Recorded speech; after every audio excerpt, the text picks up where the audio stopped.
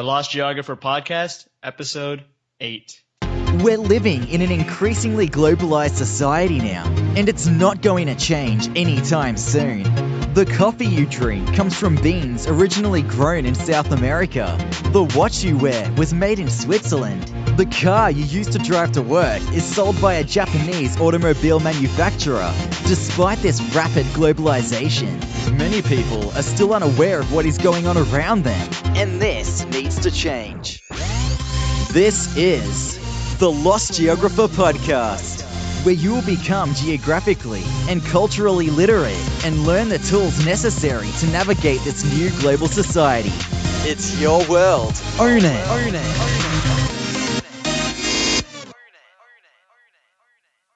Do you want the most out of your next vacation? Why wouldn't you?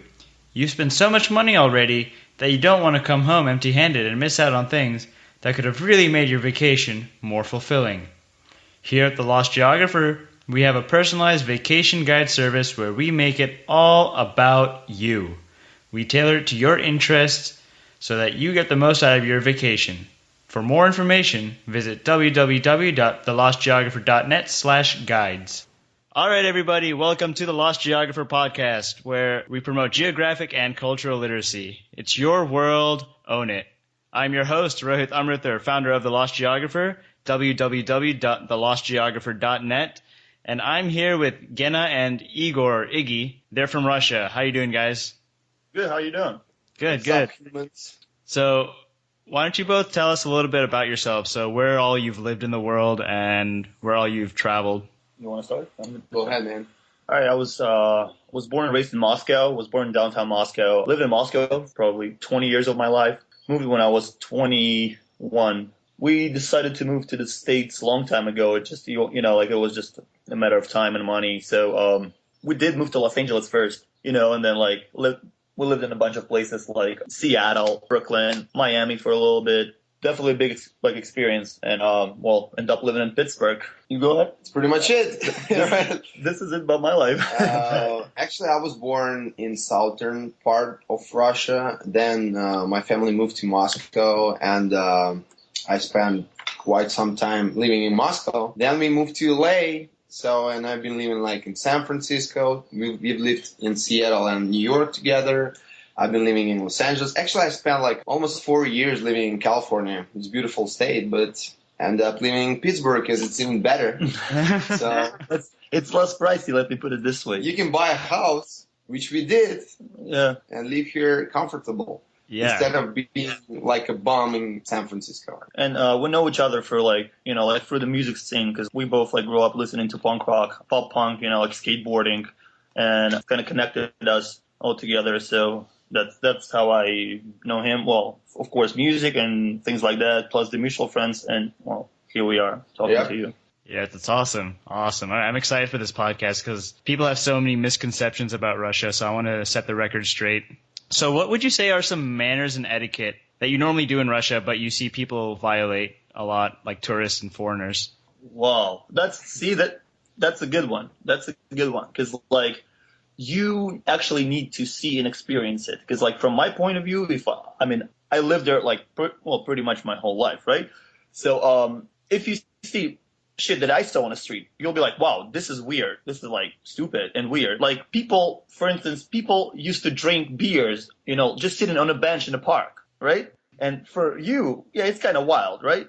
Right. But for them, it's normal. It's fine. It's fine. It's just same thing with vodka. Not a vodka. Seriously. I'm trying to make an example of joking. If you really like the girl, you'll try to get her number, you'll try to talk to her, you're gonna bother her a little bit. In the States, it's called sexual harassment. That's the difference.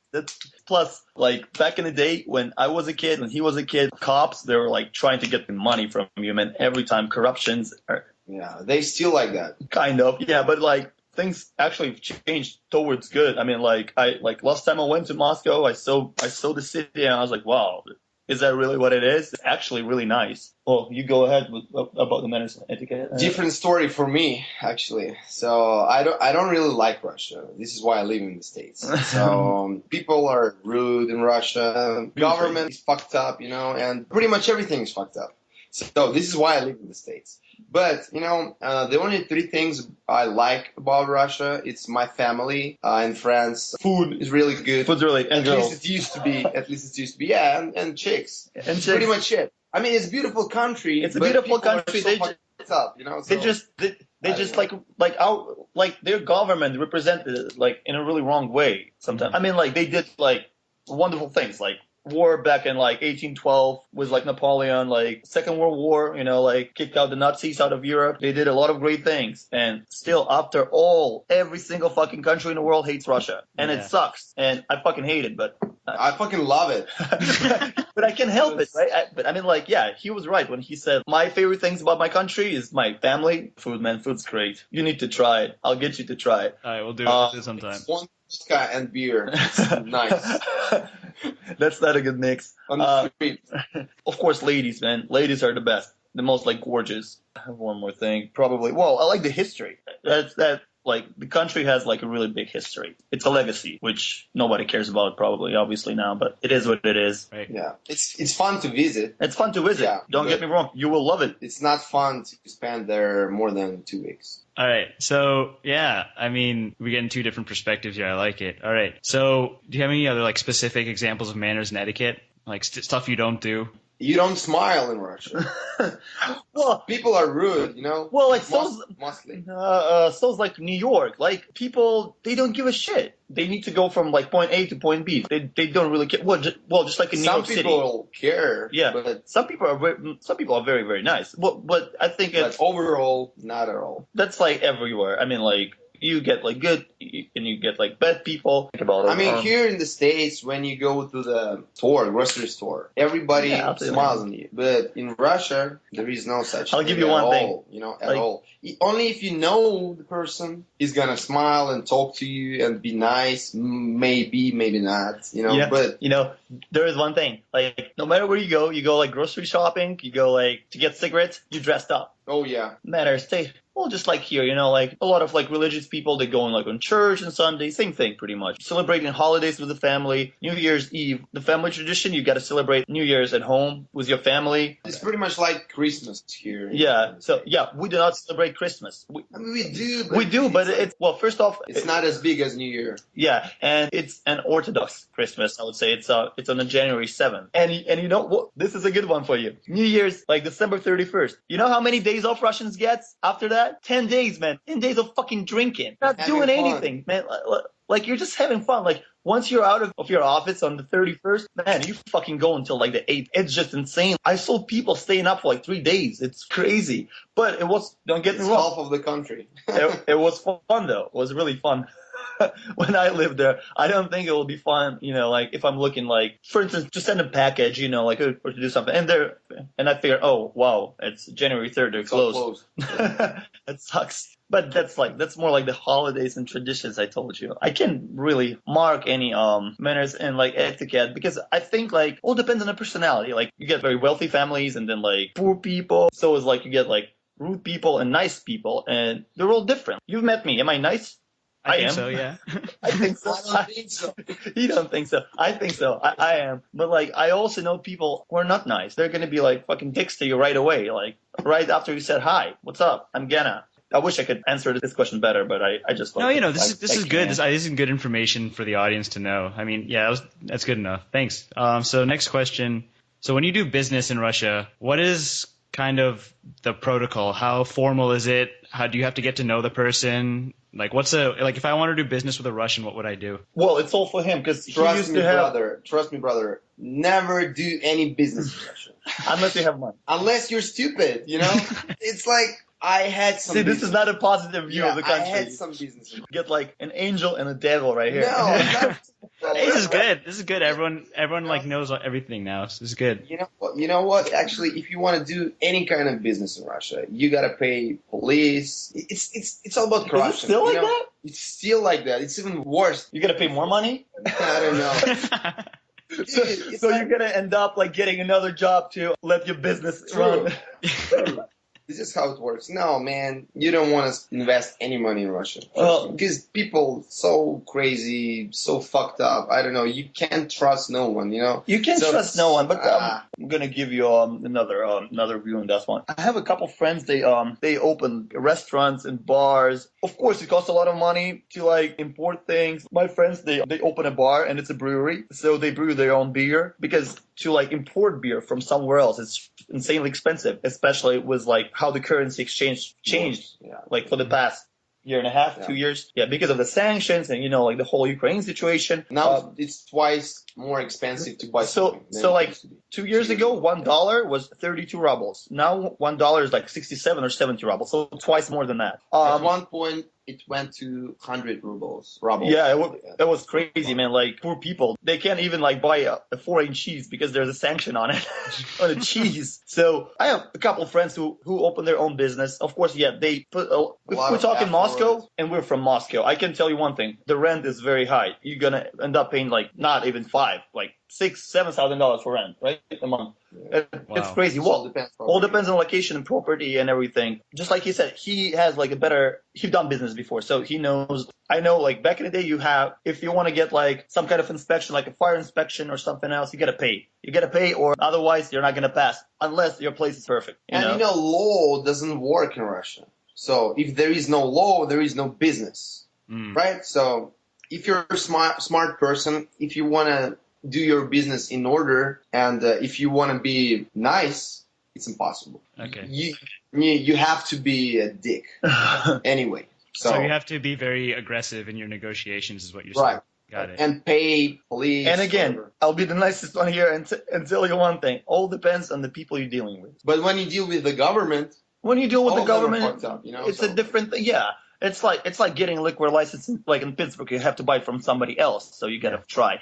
But I really hope it's gonna change one day. And think about businesses. It's like here in Pittsburgh. Take an idea from Brooklyn, right? And opening like a restaurant, like a cool restaurant or bar here. Same thing they did like in Moscow. They took a bunch of ideas from Berlin, from London, from the States, like from New York, from LA, and they trying to open as much restaurants, as much bars, clubs as they can. So each fucking month, something like pops up, like different store, different bar, different club. It's pretty cool though. And the question is, where they get money for it? How? Like the most of my friends, they get I would say with the currency exchange right now, I'll be happy for them if they get $1,500 a month. I don't know how people can dress very nice, get all this expensive clothes, open their businesses, travel, actually do shit. It's really hard, and it's still there is a big question mark for me. How? Because if I was there, I would be broke, dude. I would be dying for Aquafina. And Starbucks coffee is at least $5. Medium coffee in Starbucks, $5 in Moscow. Wow. All right. Well, that's good to know. All right. So next question, what are some interesting cultural facts about Russia that the audience would like to know? Like something that you think is interesting. I mean, I know, Iggy, you hate Russia, but something interesting that you can think of. Well, I'll tell you one thing. Just everybody says Russia's cold. It's not. It's not super cold. It all depends on the part. It's all depends on the part. I would say Moscow has the same weather as Pittsburgh has, and then maybe Detroit or Chicago would be a bad example. We don't have bears playing fucking accordion and drinking vodka on the red. Not everywhere, at least. The weirdest thing about Russian culture, we still have a fucking body of fucking Lenin, and it's in a little museum. So you go there and you see him, and it's fucking disgusting. Super dark inside. It's super dark. You can't stand and stare on him. You gotta walk around and And you know what? I've never been. I've never seen him there. I've been there once. He's been there once, and it's right on the Red Square, and people pay a lot of fucking money to go and see this motherfucker who killed so many people, and he pretty much killed all the Tsar's family, all the king's family. But there's also beautiful things like St. Basil's Cathedral right on the Red Square, which is the Tetris building, which is really nice and beautiful. Yeah, architecture is kind of nice. We have how many cultures, nationalities in Russia? Oh, man. More than 100 nationalities in Russia. Yeah, So we have a lot of nationalities. We have like a lot of like different like religions and things like that. and not all the people, not all of them are white. Yeah. Some people think we only have white people in Russia. We don't. We don't have yeah. that many black people, of course, but I mean, We do some. We do have some. Asians, People from the Middle East, from the like East Asia. and all of them are native people. They were born there. They're raised there. Like me personally, I went to school with 2 black kids. There should be more now, but I remember like going to school with was probably 2 of them, and then like every time I go to Russia, like I see more, and it's pretty cool, man, because it's getting like more diverse, and I think it's for better. We have the New Year's, and we have like the old New Year's. It's like, which date it is? It's January 13th, and 14th. January from 13th to 14th of January. It's called like the old New Year. So it's stupid, but we have a holiday like that. It's like you posting a picture on like Instagram and saying TBT or like FBF. So flashback from New Year's. Pretty much. That's a good one, right? Yeah, I like that. That's cool. So next question is, I know we've discussed this a little bit, but how would you say the cultures compare? I think we've done this. Yeah. I think it's time to talk about like people. People, regarding from what he said about Russia, I would say people are less fake as they are here.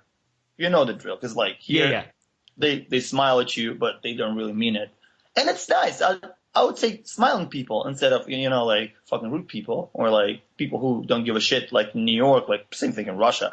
I'll tell you one thing. I think that like people in the States, they only care about like their own person. I mean, they don't give a shit. They're gonna snitch on you on a job, in a university, everywhere. They're gonna snitch. And they'll do anything just to fucking reach their goals. So it's more cutthroat. Oh yeah, absolutely. Here, yes. In Russia, people are more like, we're talking this way. They're more like laid back. They're more like. We still have some real friends in Russia. Yeah. If you're a friend to someone, that means you're a friend. It's almost like a family, not like. Right. Some random guy from the bar, Mm-hmm. So, yeah, those people were called acquaintances, right? Plus, in the States, there's a problem. Like, everybody calls each other friend. We're not friends, like your buddies. Like, I was hanging out with my friend. And I've met last night. What the fuck? You've met this person last night. He can't be your friend. So, This is the thing I can't understand. And then, like, what's up with the burping every time? Like, people burp here every time. That's fucking stupid. Like, if you do the same shit in Russia, they'll be like, whoa. It's like farting in public, man. Yeah.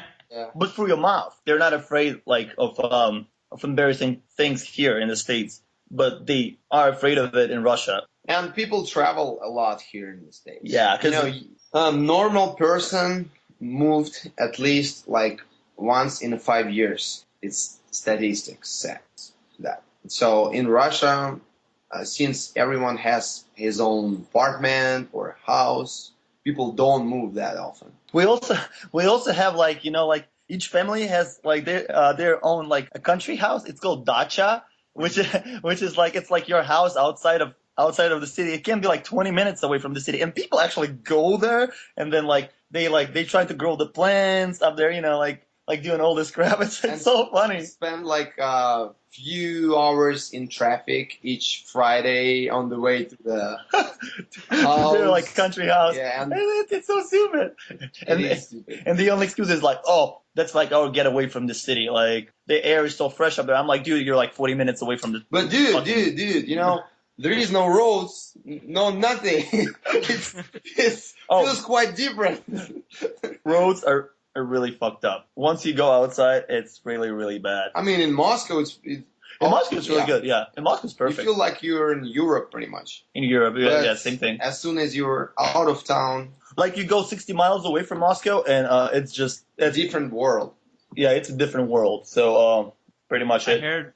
I heard a lot of rich Russians buy ambulances just to get past other cars in traffic. You talking about the sirens or something? Yeah. You pay cops, pay like emergency service, whatever.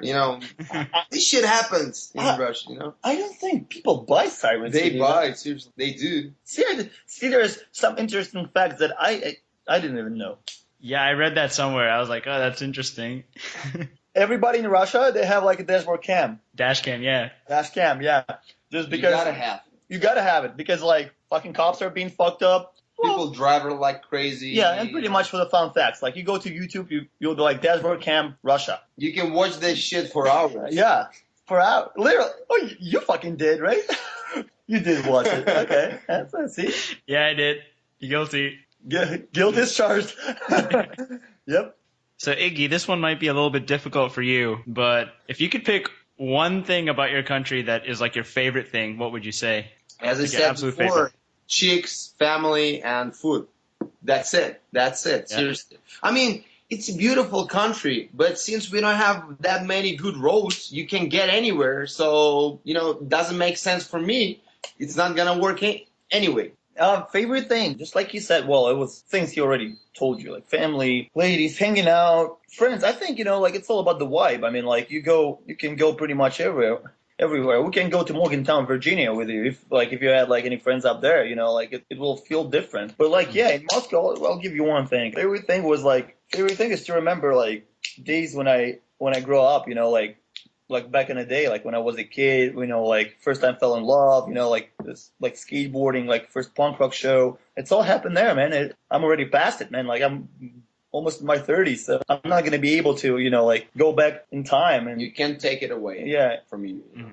And see everything again. Yeah, I'll give you one thing. I really hope like it will change for better. It's not as bad as he told you, but from my perspective, it's a good country to visit. There's a lot of things to see. Just to visit, not to live. There is a lot of things. What I've told you. There's a lot of things to see. If you like the history, architecture, even if you want to shop around, that's a place to be. If you like the nightlife, if you want to try Russian food, it's really good. If you like opera or something, you can go like to what's the name of the biggest theater in Moscow?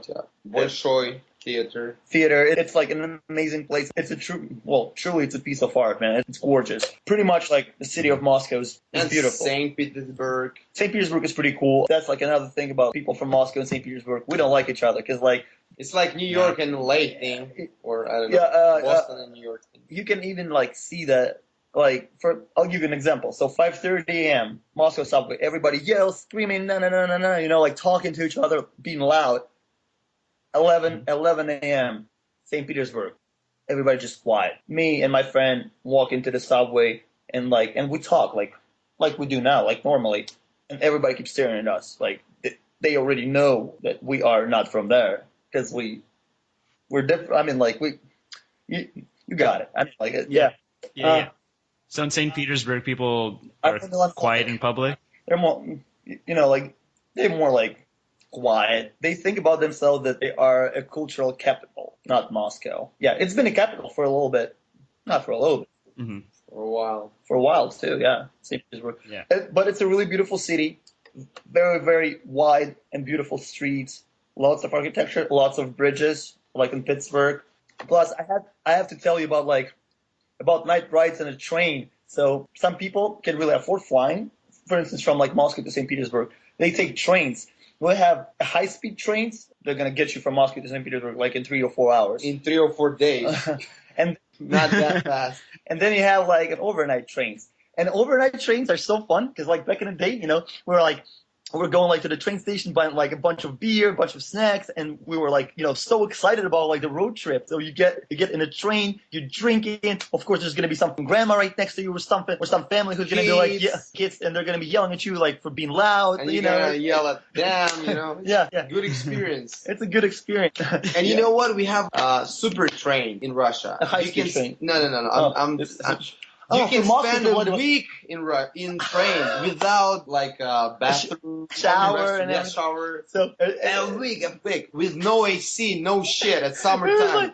Can you imagine that? There is like a train going from Moscow to Vladivostok, and Vladivostok is like on the Pacific. It's almost San Francisco.